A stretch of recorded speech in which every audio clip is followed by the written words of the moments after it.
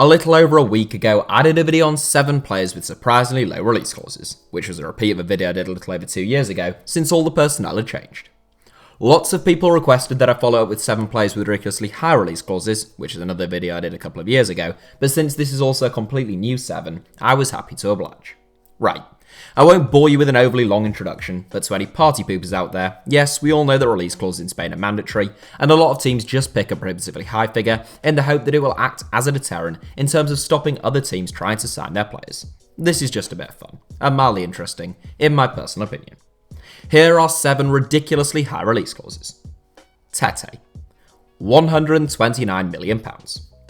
Getting the ball rolling with this 7 is a Brazilian who plays for Shakhtar Donetsk. I know, who'd have thought it? One of 10 Brazilians contracted to the Ukrainians who have been exiled from their home ground since 2017, Tete joined Shakhtar 11 months ago. Previously contracted to Grêmio, the 19-year-old was yet to make his first team debut in Brazil, but has since made more than 20 appearances for Shakhtar.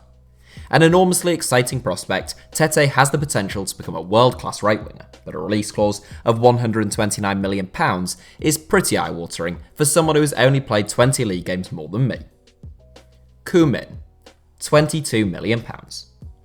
It's no secret that transfer fees have become pretty astronomical in the Chinese Super League over the last 5 years, and clubs are now looking to protect their assets. Shenzhen FC centre-back Bakuman has by far the lowest release clause in this 7, but he is also by far the worst player in this 7. The 30-year-old would struggle to get a gig at a League 2 side in England, but in China, he set Shenzhen back £9.5 million. Capped once by the Chinese national team, Shenzhen are clearly keen to keep hold of him, and the game has really gone if anyone were to activate his £22 million release clause. Busquets, £172 million. Had you paid £172 million to sign a 21-year-old Sergio Busquets from Barcelona, you'd have got a pretty decent return on your investment, but I'm not so sure Busquets is destined to reach the heights of his namesake. The talented youngster, who's currently on loan with FC Twente, has the potential to break into the Barcelona first team if he progresses well, but right now, he has only played 2 games for the Catalan Giants, and a release clause of £172 million would make him the second most expensive footballer of all time, so I think a place in this 7 is fairly justified. Rakitic, £86 million. It should come as no surprise that this 7 becomes quite La Liga heavy at times, and in 4th place, we have Valencia midfielder Rakitic. A box-to-box type, Rakitic is a bit of a jack of all trades, but a master of none. He joined Valencia in the summer of 2018 following his breakout campaign with Red Star Belgrade, but the 21-year-old is yet to make his senior debut for the Serbian national team. Having failed to get a game at Valencia, Rakitic spent the second half of last season on loan with Tenerife and is now on loan with Portuguese high flyers Famalicão.